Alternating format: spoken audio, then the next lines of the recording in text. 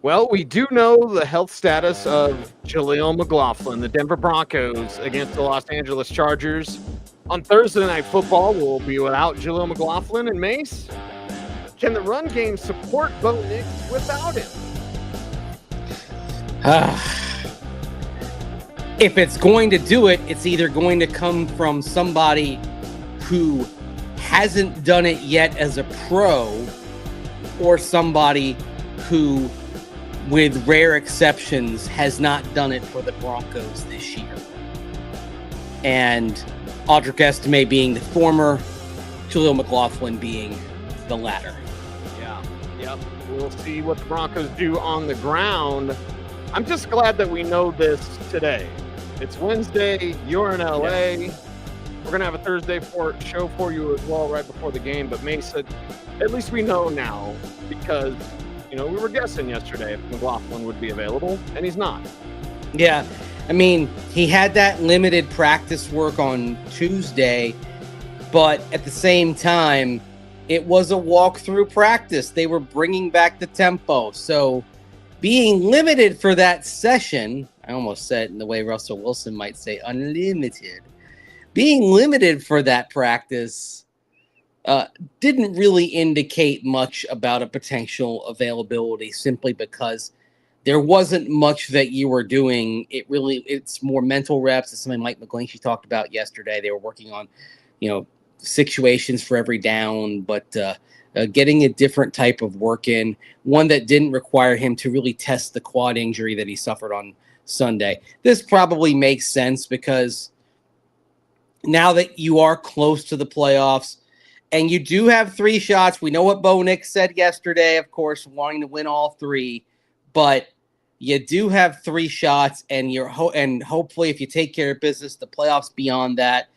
And it's not a situation where you should rush him back and potentially exacerbate this injury. So it makes sense. Yeah, it makes sense. At least we know now. And who's it going to be? I want it to be Estime just to see, Mace. I think it's very important over these next few games to see if there's anything there for next year, because then it makes your decision about Ashton Gente in the first or Devin Neal in the third. It makes that decision easier if Estime does or does not produce. But is it just Javonte? Is it just Javonte? And you're going to get a healthy workload. And by that, I mean like 12 carries. Is that what it's going to be this week on Thursday?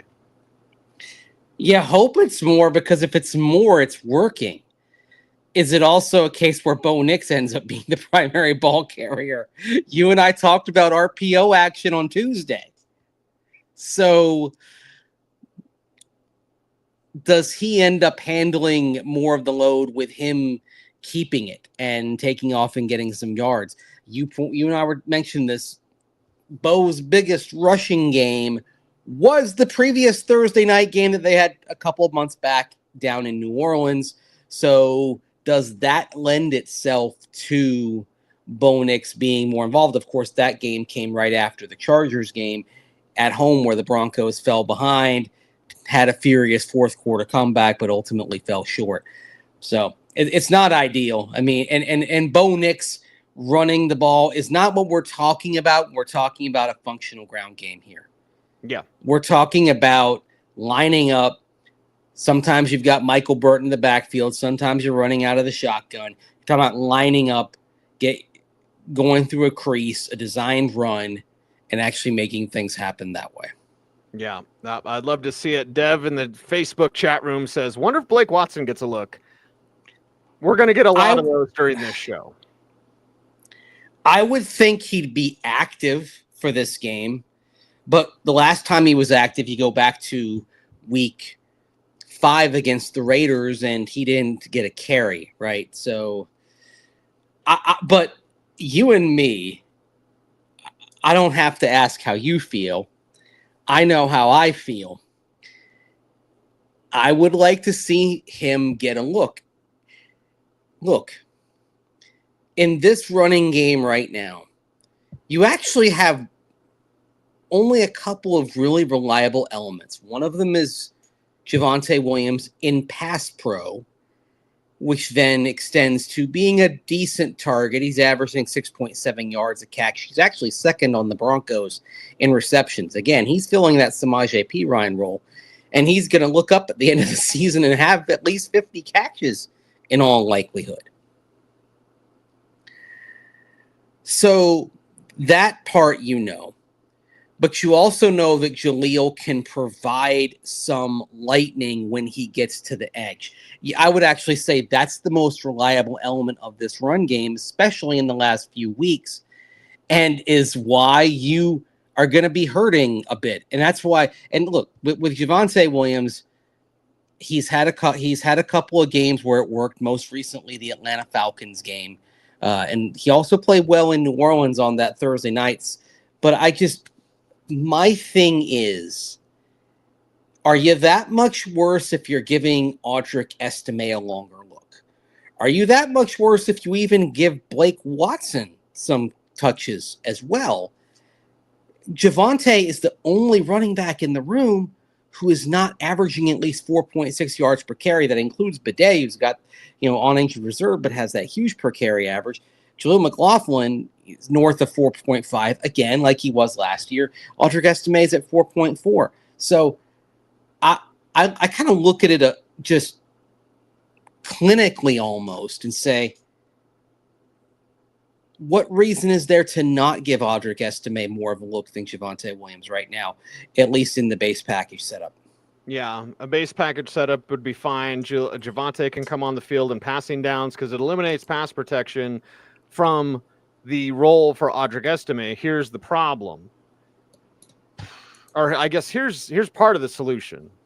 Mm-hmm. Bo Nix gets rid of the ball fast. This isn't Russell Wilson, and you got to get in a guy's way. A lot of pass protection is want to and technique. Technique is fine. I'm sure Audric Estime has worked on his technique. I'm sure Audric Estime has want to. I don't doubt either one. And with Bo Nix getting rid of the ball faster, not getting sacked as much as, let's say, a Russell Wilson, shouldn't that even lean you towards letting Estime be out there? Because you don't want it to be a tell. You don't want it like, here comes Javonte because we're throwing and Audric can't pass block. Yeah. So then you ask yourself how much progress Audric Estime has made on the practice field. It can't be that much if they're not playing him. We don't know. We don't really see practice. You see some of practice, but it's really, stretching. Not that part. not the important part, right? Yes. Not the important part.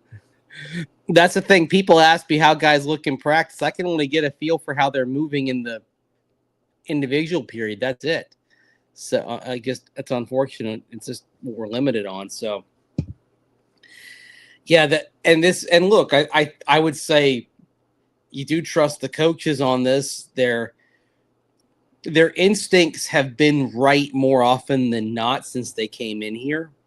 Although that doesn't mean it's perfect. I mean, you and I were addressing it earlier this week.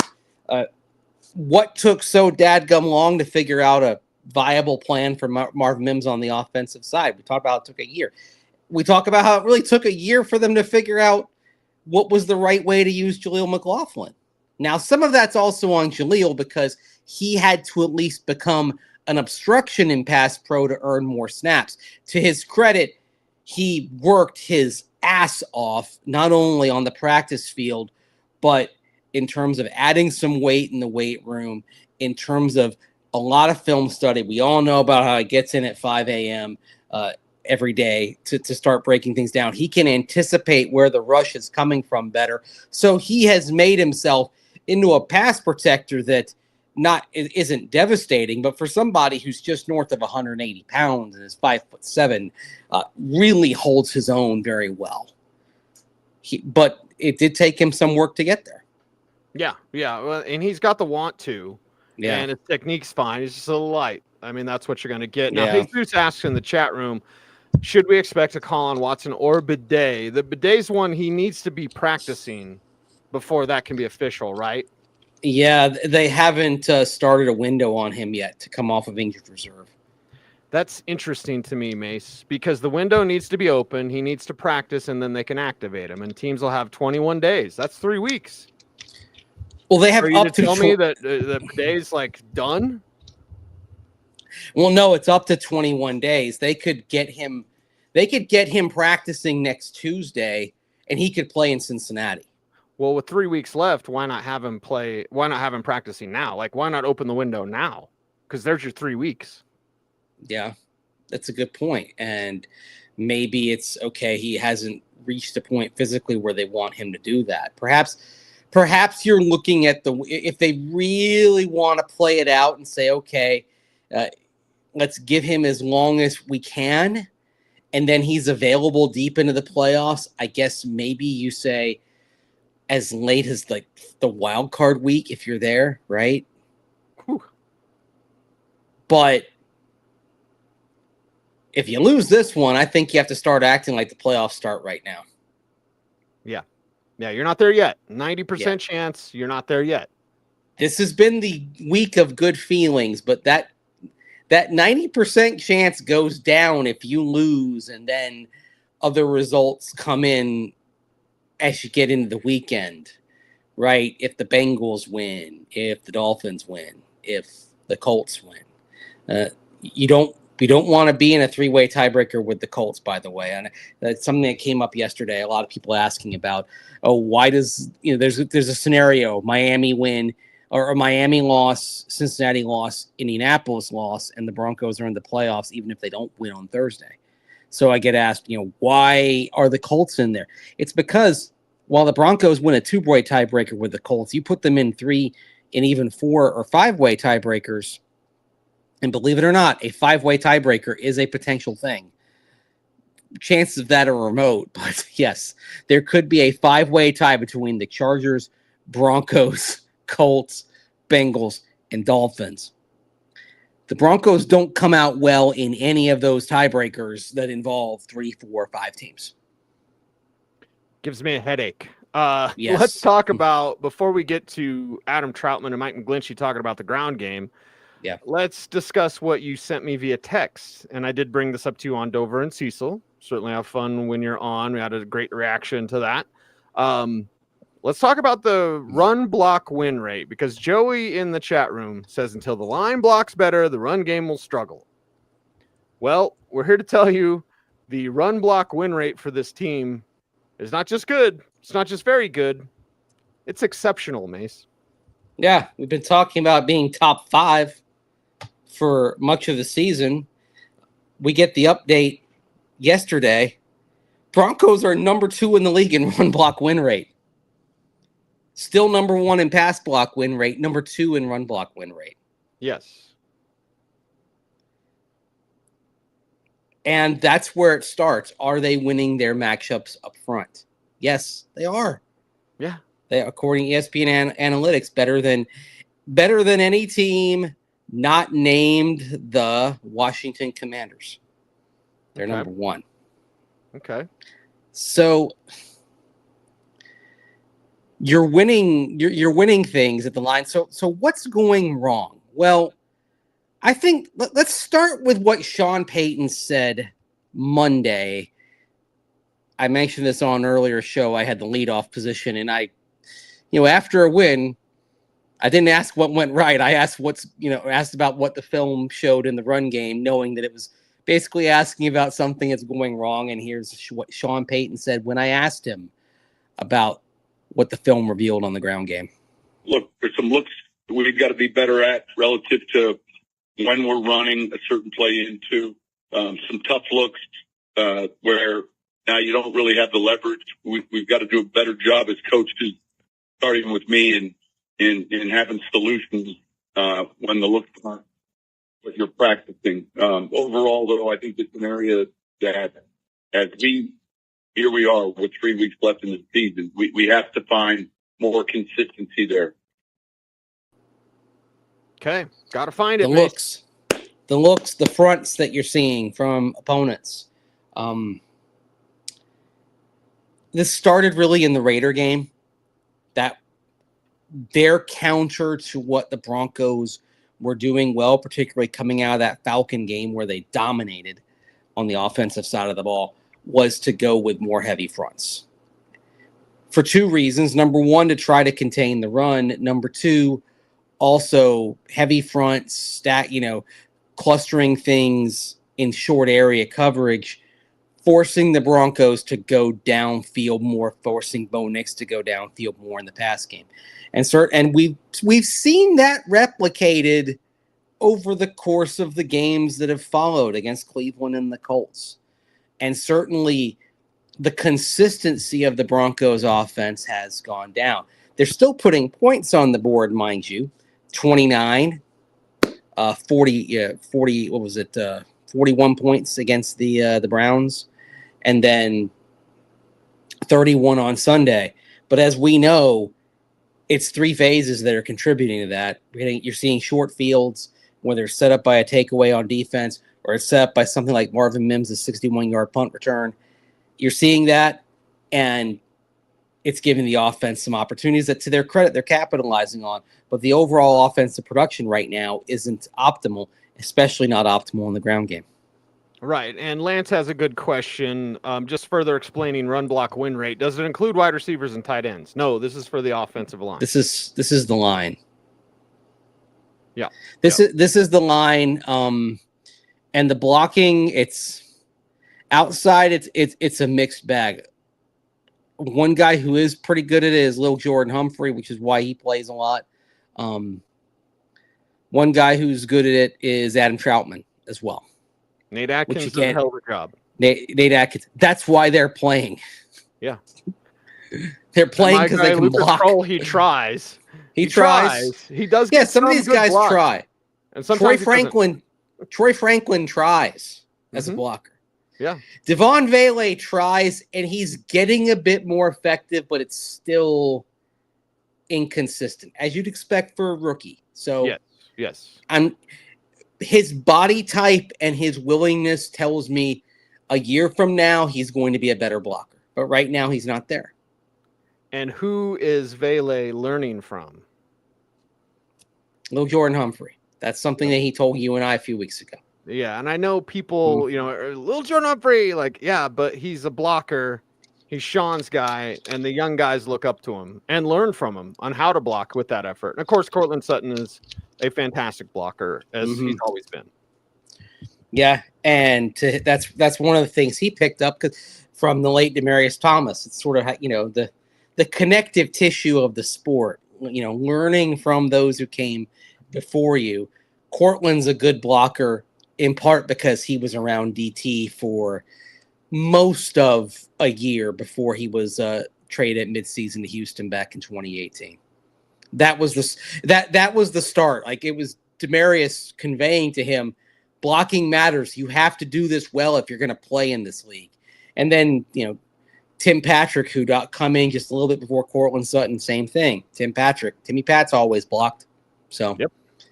Yeah, you got to do the dirty work if you're gonna get on the field, especially now, because Sean Payton prizes the blocking element from his receivers so much as those runs bounce outside.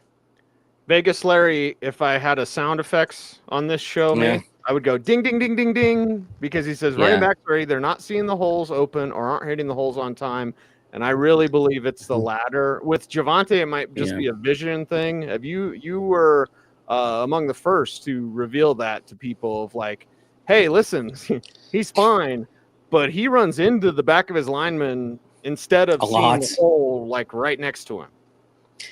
It was so evident that first year when you did the compare and contrast between his reps and Melvin Gordon's reps, because everyone wondered, well, why is Javonte not getting more? Why is it basically a 50-50 split? It's because they got to the same end point in terms of overall effectiveness, but Melvin got there seeing the holes, and Javonte got there bouncing off and around people and through people. Like, he had an explosiveness and a burst that Melvin Gordon at that stage of his career no longer possessed. But because Melvin's vision was so good, you looked up in terms of yards per carry production, they were right at the same spot, basically. Yeah. Unfortunately for Javonte, the injuries haven't helped because the margin for error that he had evaporated when he lost that step and he lost some of that burst after his knee was shredded.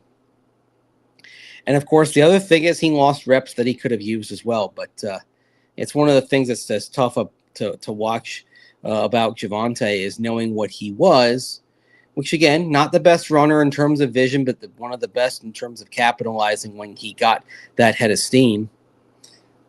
And without the ability to do a lot when he got ahead of steam, it sapped his effectiveness, unfortunately. And you sort of go into this game here on Thursday night because he probably will get a decent amount of carries because that's just how things have been this year. Hoping that this performance looks more like what we saw against Atlanta last month than some of the games. Like, he had a game where he averaged negative in terms of yards per carry. Yep. I mean, not great, Bob. That's almost impossible to do as a unless you're a quarterback who doesn't run and then kneels down at the end of the game. Like, you're averaging positive yards. He started that game in Las Vegas and he averaged minus 0.25 yards per carry. That's hard. Yeah. But unfortunately, now we seem a long way removed from that 4-game stretch, starting with the Jets game, when, by the way, probably wasn't supposed to get as many carries as he did because that looked like it was going to be a Tyler Bidet game before Bidet had the back injury. So he had 4.8, 4.7, 3.8, 6.3. That was his per carry average from week 4 through that Saints Thursday night game in week 7. Since then, 2.6, 3.5, 1.0, 6.6, the Atlanta game, minus 0.3, plus 0.3, 2.5. One of these things is not like the other. You can tell where the outlier is. I mean, it stares at you right in the face. Everything was working that day, and you wonder, looking back at that, is that just him or is that just riding the wave of so much else going right? Right. Well, two of our favorite guys to talk to in the locker room, Adam Troutman and Mike McGlinchey, both commented on the ground game. Which Troutman do you want? Because they're both awesome, and we're going to play both, but which one do you want to start with? Let's start with the one where he talks about kind of what they're seeing in terms of IDing opposing fronts and all that. Is this the what's missing in the run game? Yes, let's play that one because it's a little bit similar to what Sean Payton said on Monday, but I think he dives into it just a little bit more. So here's Adam Troutman, very involved in the run game as a blocker, talking about what's missing. I think the scheme's been good. I think we know what we're attacking and how we're trying to attack the defense. I think teams also, like Indianapolis, came out and kind of gave us a lot of different looks to things we weren't expecting necessarily. We adapted well, like IDing and everything, but it kind of did stop some of our runs a lot earlier than we thought they were going to. So I'd say scheme-wise and everything, I think we're good. It's just committing to it and believing in it, and I think we'll do that moving forward. Okay. Committing to it. Scheme-wise, committing to it. That's on the coach. I think Sean goes away from the ground game too easily. Like, that, it won't work with Jaleel. It won't work with Javonte. And then he just, like, he, in a way, almost scraps it. You got to be patient with it, though. That's the thing. You got to be patient and stick with it. And we saw, for example, against Cleveland, what those second half runs looked like. On that night, it was for Jaleel McLaughlin that he went through that period in the second half where all of a sudden it's like 7 yards, 8 yards, 10 yards. He's knifing through the Browns. Like, he ended up that game with a nice tidy number. I believe he was at 6 yards a carry, 84 yards. For a while there, I thought he was going to break the 100-yard streak. I'm glad you guys didn't ask me that on the radio today. What's that? Came up a lot. Oh, you asked me you and Josh asked me last week if you thought the 100-yard streak was going to be broken, and I said no. I mean, I don't think that's as big a deal as others do, but at the same time, it's one of those things where it's a symptom of what's going wrong, right? Mm-hmm. That you haven't had that. And I don't know that it's going to appreciably change this year. I mean, I would love to write the story after this game on Thursday night that Javonte Williams had his first 100-yard game since the injury, and the Broncos got a Thursday night win that put them in the playoffs and made everybody feel good. Wouldn't that be wonderful? Sunshine, lollipops, seashells, and balloons. All of it. Mm-hmm. Yes. Got to have it. Butterflies and rainbows. Yes. So let's hear Mike McGlinchey talk about the run game as well. Well, it comes from everybody, right? I think it takes all 11 guys to run the football well. It comes from being able to be balanced. It comes from a little extra strain on a block, a broken tackle here or there, a receiver digging out of safety when the leverage was really screwed up, making people right when they miss, right? Like there's a lot of things that go into running the football well, and it certainly isn't just one thing, but we need to get that better. It's everybody, man. Everybody's taking responsibility for it. Sean, just keep calling it. Stay patient with it. Yeah, your guys are good enough. Now it's interesting. Like, and he talks about everyone being involved, including himself, and what the offensive line does. So that's a good thing as well. You don't have the offensive lineman sitting in there saying, "I'm doing my part," right? They're looking at what they can do better too. I so wish we had that gift. I guess I could get it, right? I could get it, and then we could say the streak of without a 100-yard rusher is over. It's over. Vinsanity, baby. Yeah, I know. It was awesome. It was awesome. It'd be awesome if this team could run the ball because you want to make it through the postseason. You want to be the tough out in the postseason. Run the ball. Yep. And Adam Troutman had something to say about that. Oh, boy, did he. Here's Trout on winning without the run game. It's a huge deal. If you can't run the ball in late December and into the playoffs, you can't win games because obviously Kansas City's already clinched too. When you look at the playoffs necessarily, you're going to be going somewhere that's probably cold unless you can get up and play an indoor team. But you're probably going to be going somewhere cold, so and it might be snowing, it might be negative 25 degrees. Like, you never know, so you have to be able to run the ball. It's obviously the most important thing, I think, offensively in the playoffs. Mm-hmm. Settles you down, too. Yeah. Settles you down, keeps the opposing offense off the field, which if you have to go to Kansas City or Buffalo or Baltimore, the thing you want to do most is keep Patrick Mahomes or Josh Allen or Lamar Jackson off the field. You already saw what happened when you keep giving Lamar Jackson chances, and it was the worst Sunday the Broncos have had so far this season. Yep. So you don't want to do that at all. You have to use the ground game to control the pace and also support your young quarterback going all the way back to April draft day, and Sean Payton talking about the two things that support a rookie quarterback best are a ground game and defense. By and large, you've got things going well on the defense, although there have been some cracks in the last couple of games. Certainly, it'll help to get Riley Moss back, although he will not play. He was also ruled out on Wednesday today. So, but you haven't got the ground game there at all. And without it, it'll be a short stay, unfortunately, for the Broncos. If they can't run the ball, they're gonna be one and done. If they get there, they got to get there first, right? Which means, yeah. Let's assume nothing. If you can't run the ball, you might not get done in the one out of these three either. At least one. It's funny how we go from Bo Nix and being like, yeah, gonna win all three to. As you look at the run game, you're like, okay, just win one. Just win one. We've seen this before, though, with Mike Shanahan when Peyton Hillis got hurt. And what was there, 3 games left, and they just needed to win something to get the postseason? And they just needed one. And I believe they also, Hillis tore his hamstring.